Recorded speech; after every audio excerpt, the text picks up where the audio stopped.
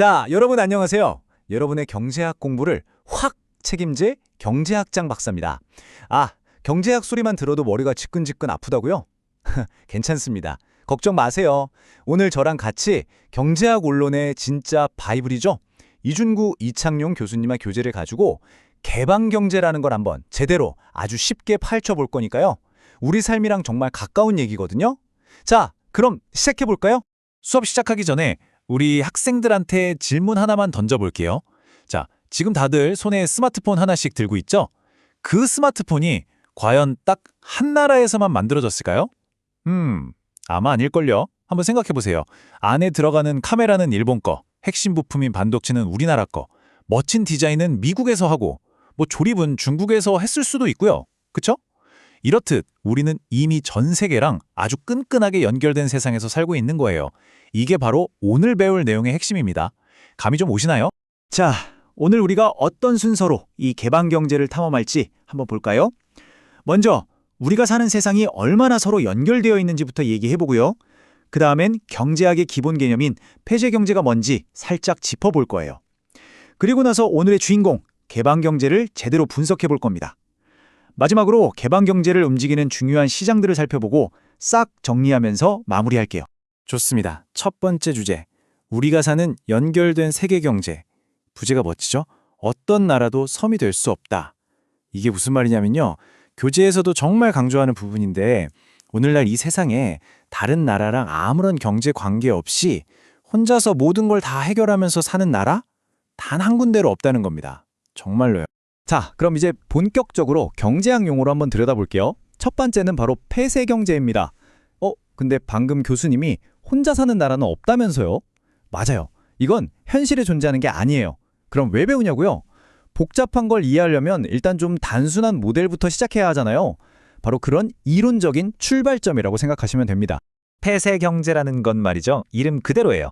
외부 세계랑 문을 딱 닫아 걸고 필요한 모든 걸 스스로 만들어서 스스로 쓰는 거예요. 그야말로 자급자족하는 외딴 섬 같은 거죠. 다시 한번 말하지만 현실엔 없어요. 복잡한 현실 경제를 분석하기 위한 일종의 가상 모델, 시뮬레이션이라고 생각하면 아주 쉽습니다. 자, 그럼 이제 이 가상의 모델, 이론의 세계에서 빠져나와서 우리가 지금 발 딛고 서 있는 바로 이 현실의 경제 이야기로 넘어가 보겠습니다. 그게 바로 개방경제입니다. 개방경제는요, 폐쇄경제랑 그냥 정반대라고 생각하시면 돼요. 문을 활짝 열고 다른 나라들이랑 아주 활발하게 경제 활동을 하는 거죠. 아까 우리 스마트폰 얘기했잖아요.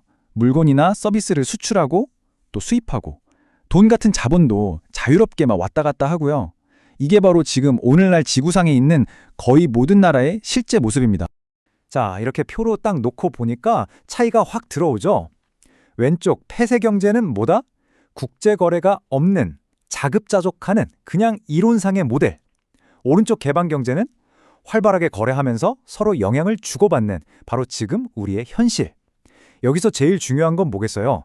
바로 우리가 이 개방경제 시대에 살고 있다는 이 사실 그 자체입니다. 이야, 이 사진 좀 보세요. 정말 상징적이지 않나요? 한쪽은 서울, 한쪽은 런던. 지리적으로는 엄청 멀리 떨어져 있잖아요. 근데 이 두 도시, 그리고 한국과 영국이라는 두 나라는요, 눈에 보이지 않는 상품, 서비스, 그리고 돈의 흐름으로 아주 촘촘하게 연결되어 있다는 겁니다.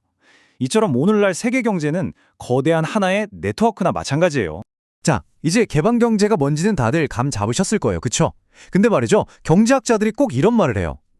개방경제 분석하는 건 폐쇄경제보다 훨씬 복잡하고 어려워요 라고요. 왜 그럴까요? 그냥 수출입이 더해진 것뿐인데 뭐가 그렇게 복잡할까요? 지금부터 그 비밀을 한번 파헤쳐 보겠습니다. 아마 우리 학생들도 궁금할 거예요. 그냥 수출입만 추가된 거 아닌가? 왜 갑자기 분석이 어려워지는 거지? 와, 그거 정말 좋은 질문이에요. 아주 핵심을 찌르는 질문입니다.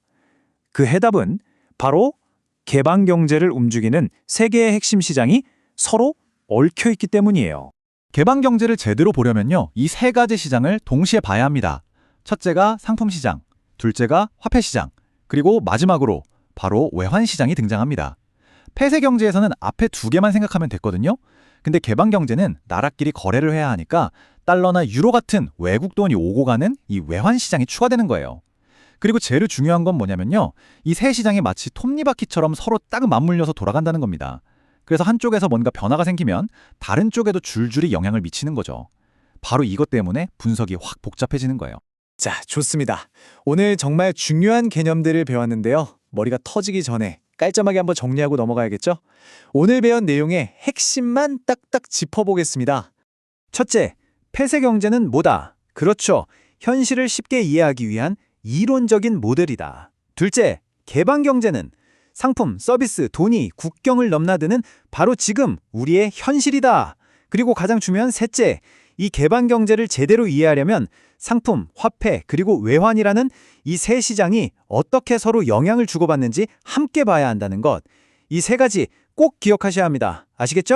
네, 오늘 제가 준비한 내용은 여기까지입니다. 하지만 그냥 끝내면 좀 아쉽죠. 마지막으로 여러분이 집에 가면서 또 잠들기 전에 한번 곰곰이 생각해 볼 질문을 하나 던져드릴게요. 이렇게 전 세계가 촘촘하게 연결된 개방 경제 속에서 살아가는 우리에게 주어진 가장 큰 기회는 과연 뭘까요? 반대로 우리가 감수해야 할 가장 큰 위험은 또 뭘까요?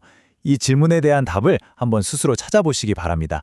자, 오늘 수업 듣느라 모두 수고 많으셨습니다.